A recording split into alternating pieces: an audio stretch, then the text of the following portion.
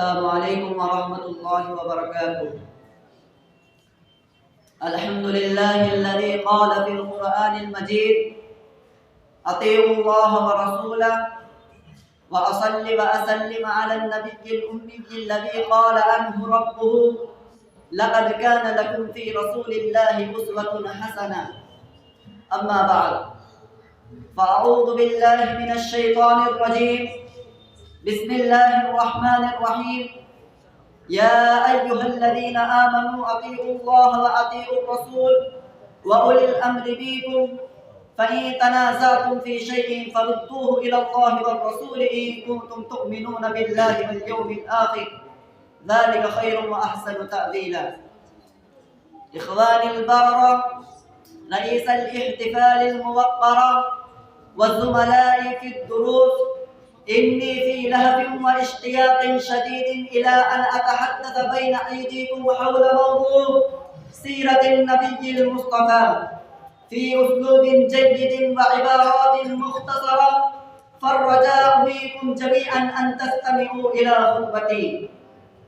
إخواني في الله، أن النبي محمد صلى الله عليه وسلم أبدأه الله القادر المقتدر إلى العالم بأسره، لهدف أن ينجي الناس المغضوب عليهم والضالين من الطريق المستقيم، ويهديهم إلى دين الرحمة الدين الحنيف. والنبي الكريم صلى الله عليه وسلم هو أفضل الرسل والأنبياء، عليهم ألف تحية وسلام. تولد نبينا وحبيبنا محمد صلى الله عليه وسلم في مكة المكرمة الواقعة بالحجاز في سنة 570 بعد المسيحية، وكان والداه ينتسبان إلى بني هاشم من قبيلة قريش، وهي أفضل قبائل العرب في الموطن والمسكن، في المأكل والمشرب، في الرؤية والكفرة. ارتحل والده عبد الله بن عبد المطلب في ذمة الرحمن، والنبي صلى الله عليه وسلم كان في بطن أمه الحنون آمنة بنت وهب.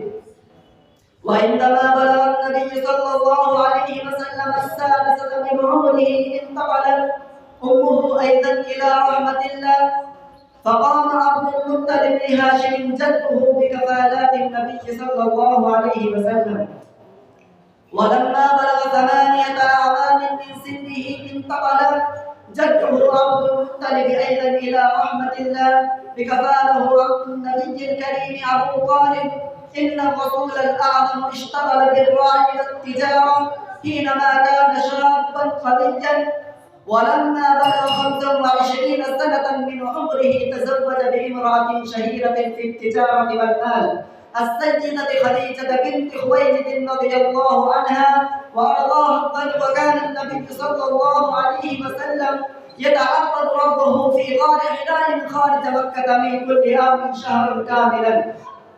أنزل الله تعالى الوحي على قلب حبيبه في حراء وسنه 40 سنة كاملة، وكان ذلك في ليلة القدر خير من 1000 شهر، كما يقول الله جل ذكره وعلى شأنه في سورة القدر إيضاحا بهذا الأمر الجليل: إنا أنزلناه في ليلة القدر وما أدراك ما ليلة القدر، ليلة القدر خير من 1000 شهر.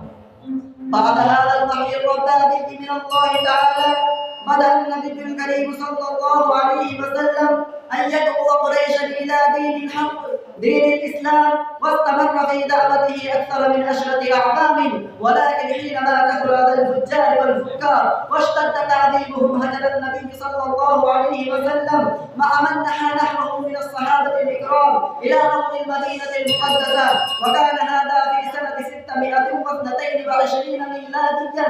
هذه الهجرة صارت سببا وحيدا لانتشار الإسلام في شبه الجزيرة العربية وفي الربع المسكون كله، وانتقل الإسلام إلينا كاملا عن كامل. فهذه نعمة الإسلام التي وصلت إلينا، فنشكرها ولا نكفر. أكتفي بهذه الكلمات، والسلام عليكم.